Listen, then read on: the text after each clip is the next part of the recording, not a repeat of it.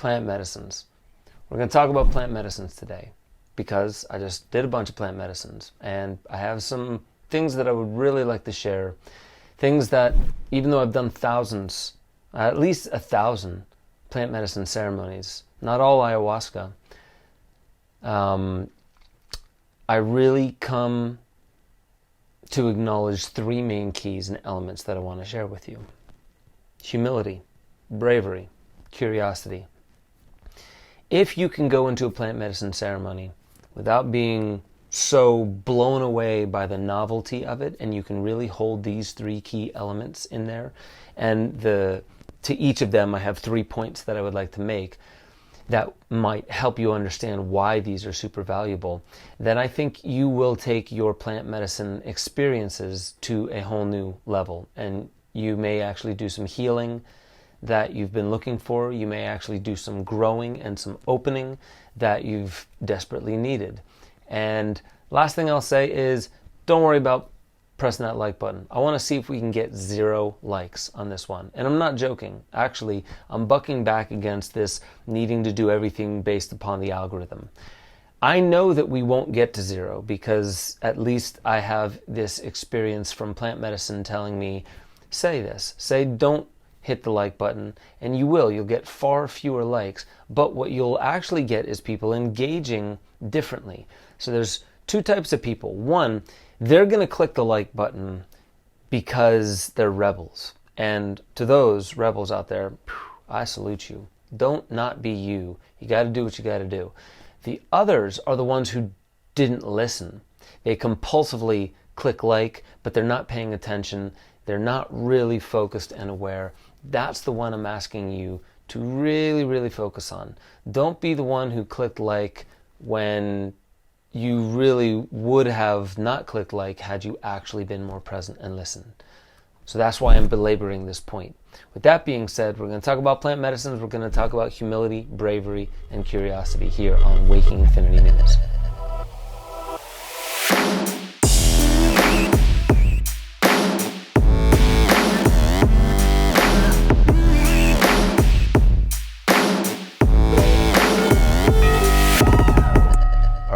We're back, and I want to hop right into this because there's a lot of stuff to cover. And basically what I want to say is I was in Costa Rica for 2 weeks, did a plant medicine ceremony. You probably saw my last Waking Infinity share where I was saying I was obliterated. I was in a nihilistic space almost, where I was not believing anything anymore.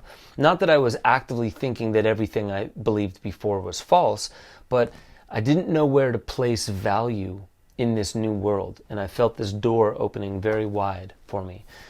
So that was the interesting thing, and I want to share what I believe, even after 1,000 ceremonies in the past, asking for real growth, expansion, healing, all that. I feel like these 3 elements, humility, bravery, and curiosity, were the integral key. But they were not keys that I hadn't tried before. They were simply keys that I was not putting enough of an intention on the front end and going through the oncoming of the psychedelic experience with this intention in mind. If you really keep to an intention, it may veer you into a different direction, but if you really keep to it and you ask a lot of questions instead of saying, I must hold this intention, no, you just keep coming back to the question, is what I'm seeing here part of this intention? Is what I'm seeing here part of this intention? And if it's not, it's okay as it is. You're not trying to manhandle the experience. The experience is having you as much as you are having it. So with that being said, let's get straight to it. If you can, in a psychedelic experience, not be so fascinated by how altered you are, but actually go in with a purpose, you will do far more work. I personally have this belief. So let's start with humility. The first part of it is admit that you don't know certain vital things about yourself. If you can admit that there are aspects of yourself that you don't know, that's the first step towards using the humility key. When you use the humility key, you bring yourself more down to earth, and that's where real work can start happening. Admit that you don't know certain things about yourself, and those parts are vital. So this is part of number 2.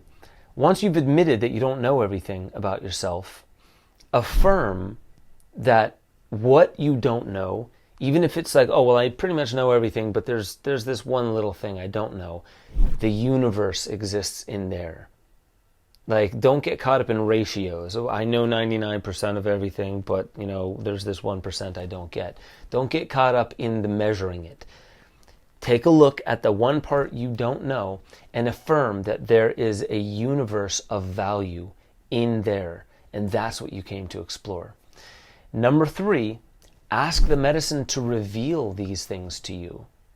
So you can affirm, and this is part of the intention going in, you admit that you don't know everything and you affirm that that has great value, that you want to focus on what you don't know about yourself, not what you do know.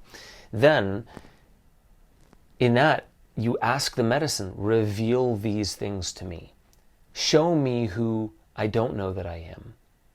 And as you hold that intention through there, then even ask the medicine to reveal what are the take-home tips, because I want to integrate how I've humbled myself here. I want to integrate that into my life. Because most what the medicine will show you are things that are part of your daily life, and they're part of your habits and your patterns. Maybe they're things that happened long ago that you're still holding on to, but the thing is it happened long ago. The thing that happened isn't the thing that's harming you. It's the you holding on to it part. So you have to really realize that we think like, oh, this thing happened to me way back in the past and that's what's hurting me. No, it's not that. That is gone. People heal from this stuff all the time. The thing that's not allowing you to be healed is you holding on to it. So it doesn't need to keep bringing you back to the moment. It needs to bring you to the habit.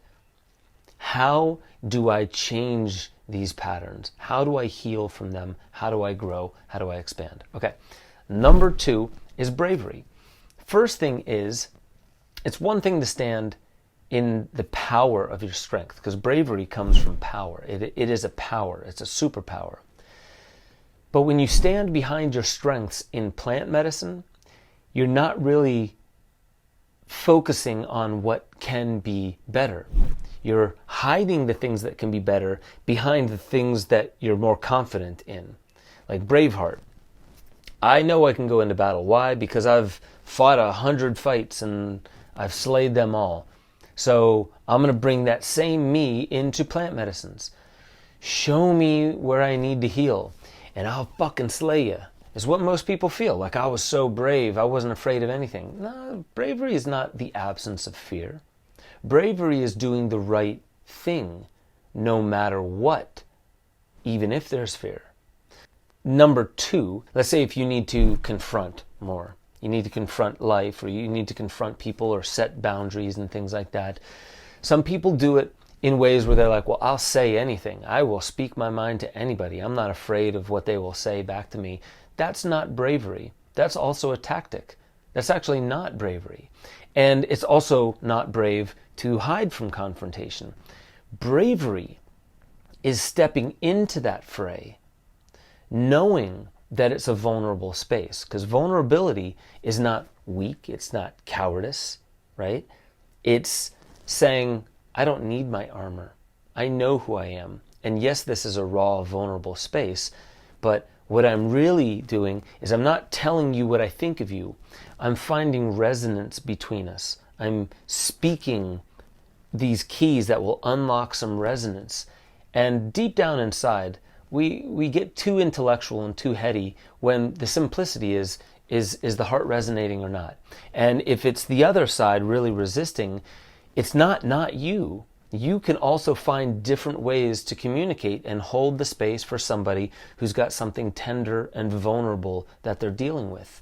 So just speaking your mind and how well you can verbalize it, or how brilliant you may feel you are, might not be anything in comparison. That the content may be right of what you're saying, but the context is, are you holding this person? Can you see where they're really at? Or do you just think they're listening to you? You have to really, really, really know this. If you're trying to be brave and confront something that you haven't confronted yet, It's not about being brave like Braveheart with a sword in your hand. It's about putting the armor down and saying, I'm ready. I'm ready for this. This brings me to number 3 in the bravery category. Ask the medicine to show how you must die and then face it with gratitude.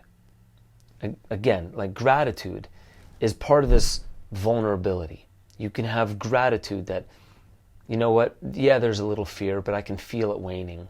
Every piece of armor that I take off, every interesting, clever tactic that I use, ways to hide who I really am, I can put that down and be actually truly raw and vulnerable. And that doesn't happen by trying to be right all the time. It actually happens by knowing that you are wrong.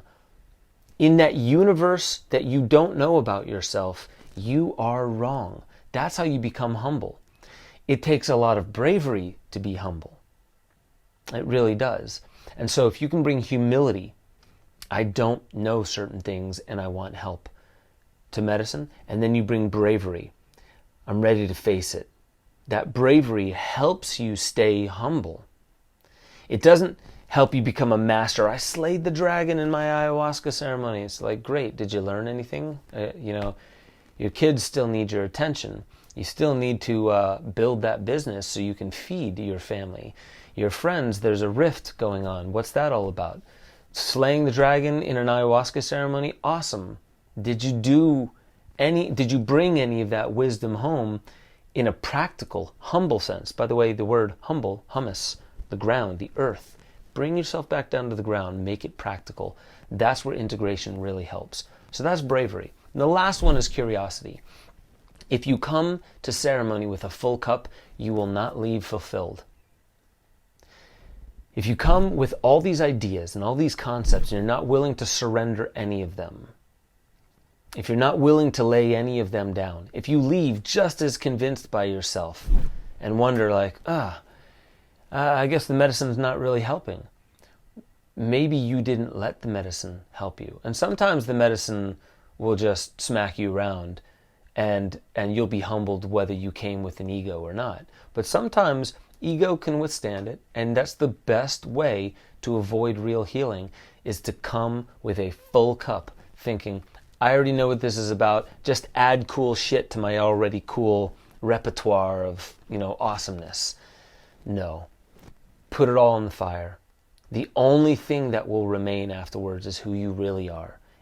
You will be far more humble and far more brave because you will know who you are. You won't be hiding behind some false armor, some facade. So that's number 1 in curiosity. Number 2 is ask questions and don't be so convinced by your ideas. When you come and you want to do work, a lot of people think that's very active and projective. Real work is actually listening. Real work is listening. A lot of us think that we're here to fix other people's problems, and yeah, I probably got a few things, but forgive me, right? We're looking for forgiveness from the outside so we don't have to change, so we don't have to grow. People love us. They want to see us become better versions of ourselves. Why? Because that inspires them to get more real about the shit that they're denying about themselves. Telling them, coming and saying like, this is who you are, that doesn't help. Revealing who you are helps in the curiosity side of things for them to be like, whoa, they're going through a transformation, and I hear the way that they are really curious. They're asking questions. They're not making so many statements. I want to do the same. I want to ask you some questions. You see how that invites you to lean in? But when you make a bunch of proclamations, it's like war. I proclaim this. Okay, who are you to proclaim that? Now your ego's in the way of some real communication. You ask some questions, I can answer those questions. Now don't go hog wild with it, because some people are like, dude, what's up with all the questions? You a cop? Ask some relevant questions, and then you can make a statement. Yeah, the reason I ask is because I'm really looking for help in this area. I feel confused. I feel like I know this, but then there's something that's off because it doesn't land the way that I want. Like, can you just shed some light? If you have any, can you help me with this? That's humility, and it's brave. And it's by being curious. So, Ask more questions. Don't be so convinced about your ideas and make a bunch of proclamations. Ask these questions. Find inspiration in acknowledging where you can improve. That inspiration part is really, really critical. And then as you find inspiration, curiosity can bring out, what am I inspired by facing my pain? By facing that thing that happened to me all the way back then. By facing this thing that keeps happening to me now. By facing this inability to move out of this rut that I'm in. How does this process of acknowledging it inspire me? And when you find your inspiration, you realize that's your art, that's your work to be done. It's really exciting, not scary, actually, at that point. And then when you do that, you ask for, what are the ways I can root this into my life? How can it take root? Gestures. This is what not gestures. This is what the medicine really showed me. You find people and circumstances where there's a rift, where there's like discord, where there's something that's in need of further resonance. And you give gestures of bravery and humility and curiosity. Because when you can bring those three things that you brought into medicine, that helped reveal what you don't know, helped reveal how you can improve it, how you can be brave in facing it, and then also in your curiosity, it not just helped you with the medicine, but if you bring those three keys back home and employ them as gestures to other people, that's how these three keys and the medicine starts to stay alive in you the entire time.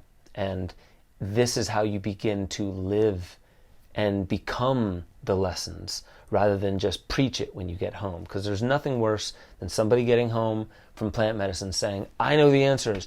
You're like this. You need to do that. And, right? I'm the Messiah. That happens a lot. It happens to people who they know that's a thing that happens, but they don't realize that what they're doing is actually that, cloaked in different words. The best thing to do, ask a lot of questions. Ask for help. Be brave in that way. Don't be brave in standing up to people unless that's really the core thing that you found in medicine. You need to stand up for yourself and set these boundaries. Then yes, there are beautiful ways to do that, and there are horrific ways to do that. The difficulty, the bravery, isn't by being Braveheart with a sword and slaying your enemies. It's by bringing the right resonance to the situation. That's at least my take. I hope this lands well with y'all. Go over to benjosephstewart.com, and the deeper dive that I'll post tomorrow is going to be about really how to craft your own psychedelic ceremony or plant medicine ceremony so you can find some of these deeper core seeds of wisdom inside you and how they can grow. So with that being said, I love you all, and I'll catch you all next time on Waking Infinity News.